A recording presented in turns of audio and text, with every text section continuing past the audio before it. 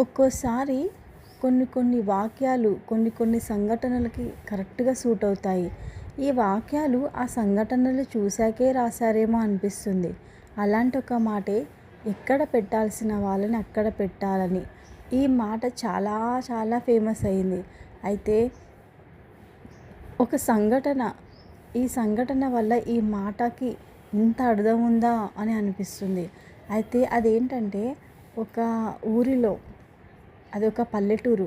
అందులో రాజయ్య అని ఒకతను ఉండేవాడు. తను ఏంటంటే మంచి ధనవంతుడే. అయితే తను ఇద్దరు కొడుకులకు పెళ్ళిళ్ళు చేస్తాడు.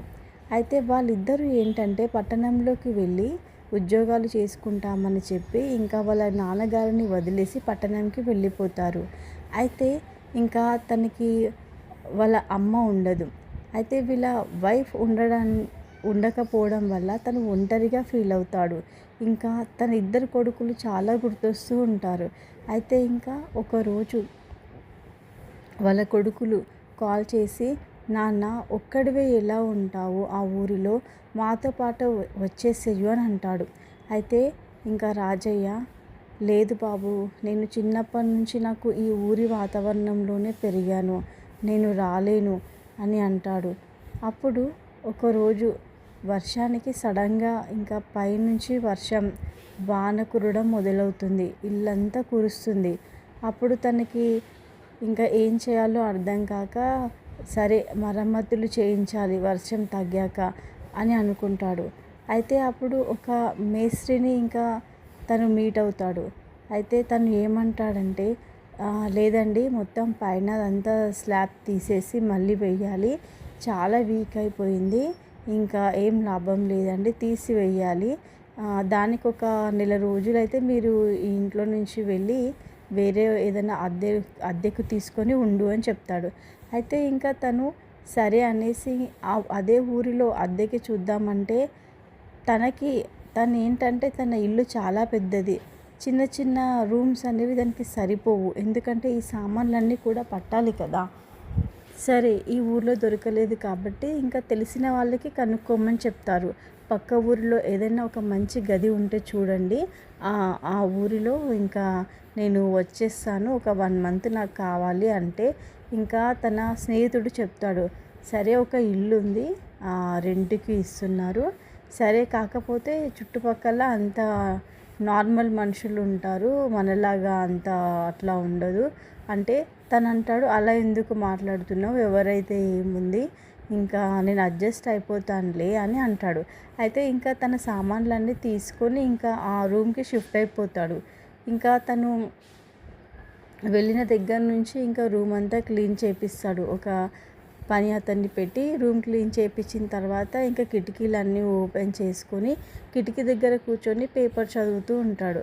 అప్పుడే ఇంకా తన కిటికీ బయట ఇంకా కొంతమంది పిల్లలు ఆడుకుంటూ ఉంటారు. అయితే తను అలా చూస్తూ ఉంటాడు.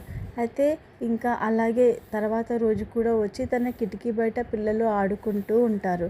అయితే తను ఏం చేస్తారంటే పిల్లల్ని పలకరిస్తాడు. ఏం పాప, ఏం బాబు, మీ పేరేంటమ్మా అని పలకరిస్తాడు. అయితే ఇంకా ఆ పిల్లలు ఇంకా సరే అని తాతయ్య తాతయ్య అని ముద్దుగా బాగా మాట్లాడుతూ ఉంటారు. చాలా చిన్న పిల్లలు. అయితే ఇంకా తను ఏంటంటే ఇంకా రండి లోపలికి అని చెప్పేసి లోపలికి పిలుచుకొని వెళ్ళి తన దగ్గర ఉన్న స్వీట్ బాక్స్ ఓపెన్ చేసి పిల్లలకి స్వీట్స్ ఇస్తాడు. అయితే ఇంకా తర్వాత రోజు కూడా పిల్లలు వచ్చి ఆడుకుంటూ ఉంటారు. అప్పుడు తను అటు ఇటు తిరుగుతూ కిటికీ దగ్గర వచ్చి కూర్చొని చూస్తూ ఉంటాడు. అప్పుడు పిల్లలు, తాతయ్య ఈరోజు మాకు ఏం లేదా తినడానికి అని అడుగుతారు. అంటే ఇంకా తనకి ఇంకా పిల్లలన్నీ, ఇద్దరు పిల్లలు ఇంకా పట్టణంలో ఉంటారు కదా, తనకి పిల్లలతో గడపాలి, తనకి టైం స్పెండ్ చేయాలి అనే కోరికలు చాలా ఉంటాయి. అయితే ఇంకా ఆ పిల్లలు అలా ముద్దుగా మాట్లాడుతుంటే తనకి ఇంకా చాలా నచ్చుతారు. అయితే ఇంకా ఆ పిల్లలని ప్రేమగా పిలిచి ఇంకా టీవీ ఆన్ చేసి రోజు టీవీ చూపించడం, టీవీలో పాటలు పెట్టడం, వాళ్ళు డ్యాన్స్ చేయడం, బొమ్మలు పెట్టడం, బొమ్మలు చూపించడం, వాళ్ళతో మాట్లాడడం అవన్నీ స్టార్ట్ అవుతాయి. అలాగే ఇంకా ఒకరోజు తను పనివాడితోని ఒక తన ఒక మనిషితోని ఇంకా తను చికెన్ అలా నాన్ వెజ్ తెప్పించుకొని ఇంకా వండుతాడు. వండిన తర్వాత ఇంకా పిల్లల్ని పిలిచి పిల్లలందరికీ కూడా పెడతాడు. అయితే అప్పుడు ఏమవుతుందంటే ఇదే విషయం అక్కడ చుట్టుపక్కల వాళ్ళందరికీ తెలిసిపోతుంది. ఎందుకంటే ఆ పిల్లలు వెళ్ళి చెప్తారు కదా! ఇలా తాతయ్య మాకు అన్నీ రోజు తినిపిస్తున్నాడు, చాక్లెట్స్ ఇస్తున్నాడు, స్వీట్స్ ఇస్తున్నాడు అని చెప్తారు. అయితే ఇంకా ఒకరోజు ఏమవుతుందంటే అందులో ఒక పిల్లవాడు తాత దగ్గరికి వెళ్ళి, తాత తాత నాకు 10 రూపాయలు ఇవ్వవా, నేను కొనుక్కుంటాను అని అంటాడు. అయితే సరే బాబు ఇస్తా అని 10 రూపాయలు ఇస్తాడు. అయితే ఈ 10 రూపాయలు ఇయ్యడమే తనకి ఒక టర్నింగ్ పాయింట్ అవుతుంది. ఎలా అంటే తను వెళ్ళి తన అమ్మకి ఇస్తాడు. అయితే అమ్మో! అంటే ఈ ముసలివాడి దగ్గర చాలా డబ్బుంది. రోజు చికెన్, మటన్ తెప్పించుకొని కూడా తింటున్నాడు అనేసి ఇంకా ఒక్కొక్కరిగా వాళ్ళందరికీ స్ప్రెడ్ అవుతుంది. అయితే ఒకరోజు ఏమవుతుందంటే ఇంకా ఆ ఏరియా ఎలా అంటే కొంచెం పూర్ పీపుల్ ఉంటారు. ఇంకా కొంచెం సైకో వాళ్ళలాగా కూడా ఉంటారు. అలాంటి ఏరియాకి ముందే చెప్పాడు అది కొంచెం డేంజరస్ ఏరియా అని వాళ్ళ స్నేహితుడు చెప్పాడు.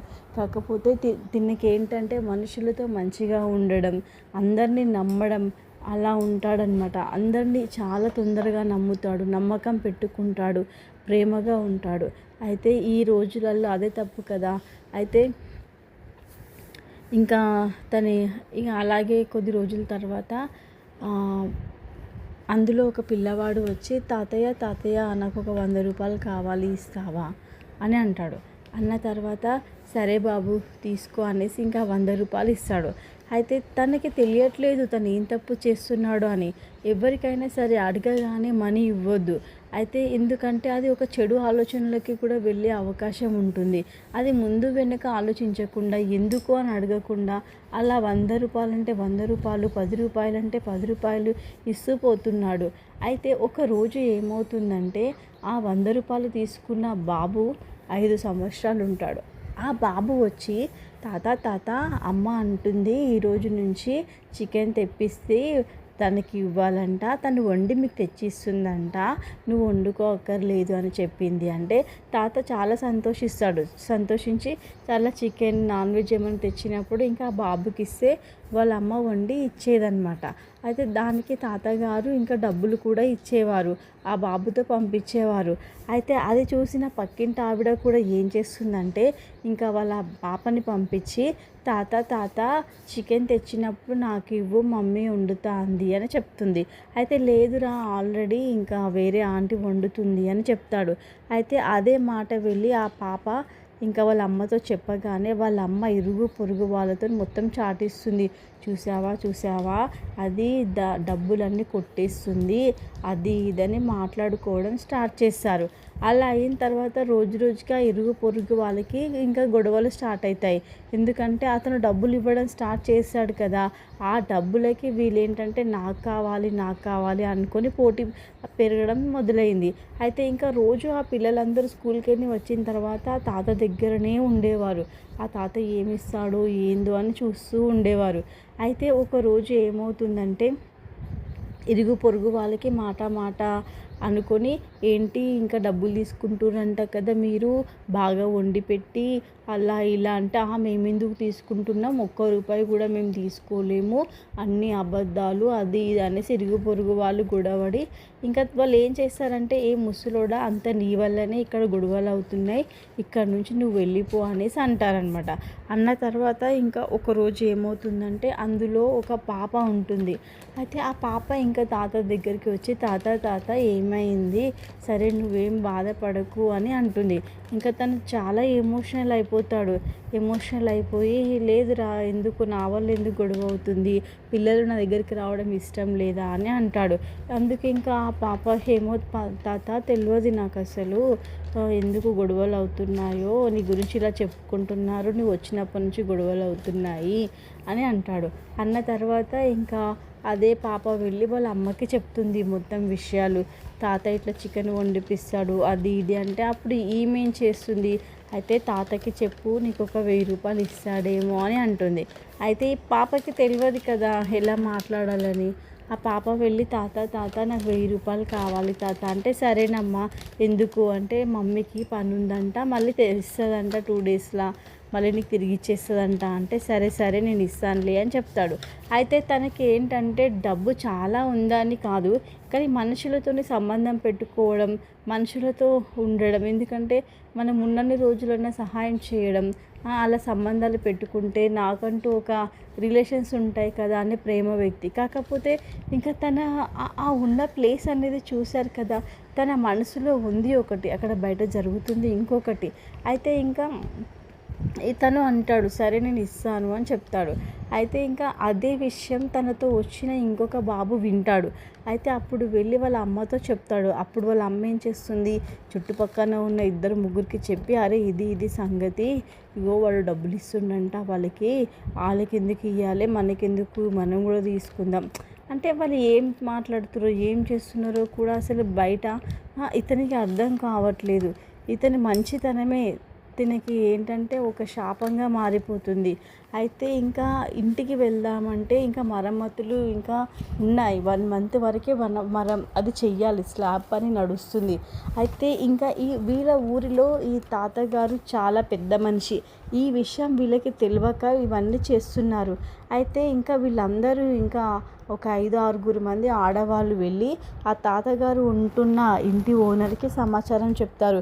వీడి వల్ల, ఈ ముసలివాడి వల్ల మొత్తం గొడవలు అవుతున్నాయి, వాడందరికీ గొడవలు పెడుతున్నారంటే అసలు ఏమైందో చెప్పండి అనేసి ఇంకా అతను అడుగుతాడు. లేదు ఇతను గొడవలు పెడుతున్నాడు అని చెప్తారు. అయితే సరే నేను 2 రోజుల తర్వాత వస్తాను అని ఇంటి ఓనర్ చెప్తాడు. అయితే అప్పటి వరకు కూడా వీళ్ళు ఆగకుండా ఇంకా ఇంటి ముందుకు వెళ్ళి పెద్ద గొడవ తీస్తారు. రే ముసలోడా, నువ్వు ఇంట్లో నుంచి ఇప్పుడే ఖాళీ చేసి వెళ్ళిపోరా, ఇక్కడ ఉండొద్దు, ఈ గలీలో కనిపించొద్దు అనేసి ఇంకా మొత్తం పెద్ద పెద్ద గొడవలు చేస్తుంటారు. అయితే అప్పుడే ఈ పాప వెళ్ళి అదే ఒక 1000 రూపాయలు అడిగింది కదా, ఆ పాప వెళ్ళి ఇంకా మొత్తం చూసి వాళ్ళ ఇంటికి వస్తుంది. వచ్చిన తర్వాత వాళ్ళ అమ్మ అంటుంది, అయ్యో పాపం అలా జరిగిందా, సరే నువ్వు తాతని వాళ్ళ సామాన్లన్నీ తెచ్చి మన పెరటిలో మన గేట్లో పెట్టుకోమని చెప్పు, దాని తర్వాత తనకి రూమ్ దొరికిన తర్వాత తీసుకొని వెళ్ళమని చెప్పు అని అంటుంది. అయితే ఇంకా అదే మాట వెళ్ళి తాతకి చెప్తుంది.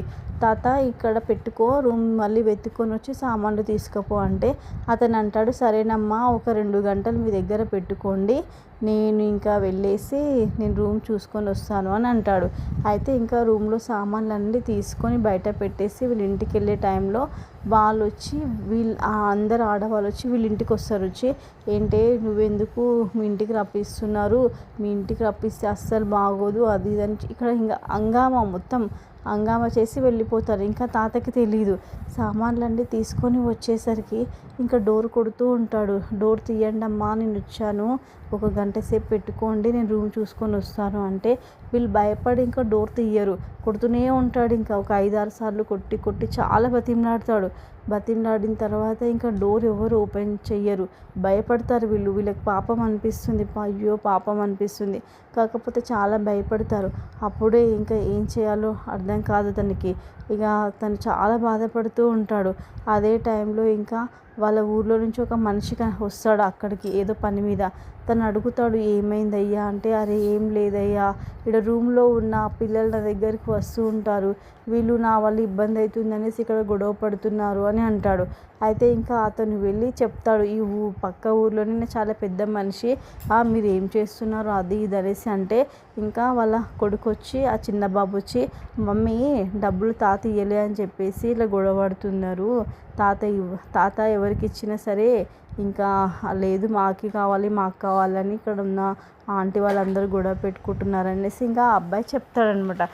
మీరు ఇంత నీచులా అనేసి ఇంకా అతను చాలా అంటాడనమాట.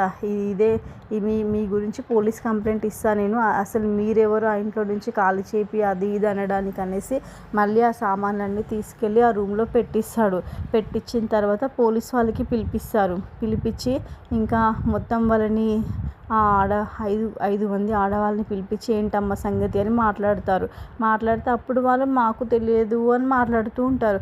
అరే మాకేం తెలియదు, కాకపోతే పిల్లలు వచ్చి ఏడుస్తున్నారు, ఇంట్లోకి వచ్చి కొడుతున్నాడు తాత అని అంటున్నారంటే, అయితే పిల్లలకి పిలిపించి ఇంకా ఎంక్వైరీ చేస్తే లేదు మమ్మీ వాళ్ళే పంపించి డబ్బులు తీసుకురా అంటున్నారు అని చెప్తే ఇంకా పిల్లలు అబద్ధం చెప్పారు కదా, ఆ పిల్లలకి తాత అంటే చాలా ఇష్టం, ఇంకోసారి ఇట్లా పిచ్చి పనులు చేసి పోలీస్ స్టేషన్లో పెట్టాల్సి వస్తుంది, మళ్ళీ ఇతనికి ఇబ్బంది పెట్టొద్దు అని చెప్తారు. చెప్పిన తర్వాత ఇంకా తను అక్కడ మొత్తం ఇంకా మరమ్మతులన్నీ అయిపోయిన తర్వాత ఇంకా సామాన్లన్నీ తీసుకొని వెళ్ళిపోతాడు.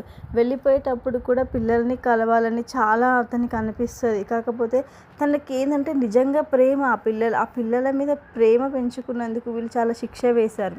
అతనికి ఏంటంటే నమ్మకాన్ని తీసేశారు. కానీ ఏమీ తెలియని పిల్లలు మాత్రం తన దగ్గర నిజాయితీగానే ఉన్నారు. కానీ వీళ్ళు రాక్షసుల్లాగా వీళ్ళ మనసు చూసారా. అందుకనే మనం ఒక్కొక్కసారి మనం ఎంత ప్రేమగా ఉన్నా ఎంత నిజాయితీగా ఉన్నా అది ఇదొక లైన్ ఉంది చూడండి, ఎక్కడ పెట్టవలసిన వాళ్ళని అక్కడ పెట్టాలి అని. అయితే ఎవరికి ఇవ్వాలి? చాలా ప్రమాదంలో ఉన్నాను, డబ్బులు ఖచ్చితంగా కావాలి, లేకపోతే ఇంకా నా పరిస్థితి అంతే అన్న వాళ్ళకి జాలి కలిగి ఇవ్వచ్చు. కాకపోతే తన దగ్గర ఉన్నాయి కదా, వీళ్ళు సంతోషిస్తారు కదా అని 5, 10, 100, 1000 వరకు వెళ్ళింది. అది నాకు కావాలని గొడవ. అందుకనే ఎవరితో ఎంత ఉండాలో అంతే ఉండాలి, ఎవరిని ఎక్కడ పెట్టాలో అక్కడ పెట్టాలి. ఇది డబ్బుకు సంబంధించిన మాట కాదు, అది ఒక బిహేవియర్కి సంబంధించిన మాట అన్నమాట. అందుకనే ఇంకా ఆ క్యారెక్టర్ని ఒకసారి చూసుకోవాలి, వాళ్ళ బుద్ధిని ఒక్కసారి చూసి. అందరి బుద్ధులు ఒకటేలాగా ఉండే, నీలాగే అందరూ ప్రేమగా ఉండరు కదా, నమ్మకంగా ఉండరు కదా, ఒక్కొక్కరి బుద్ధి ఒక్కొక్కరిలాగా ఉంటుంది. అది ఈ మాటకి కరెక్ట్ సెట్ అయింది అనుకుంటున్నాను. అయితే నా స్టోరీ కనుక నచ్చినట్టయితే లైక్ చేయండి, షేర్ చేయండి, సబ్స్క్రైబ్ చేయండి.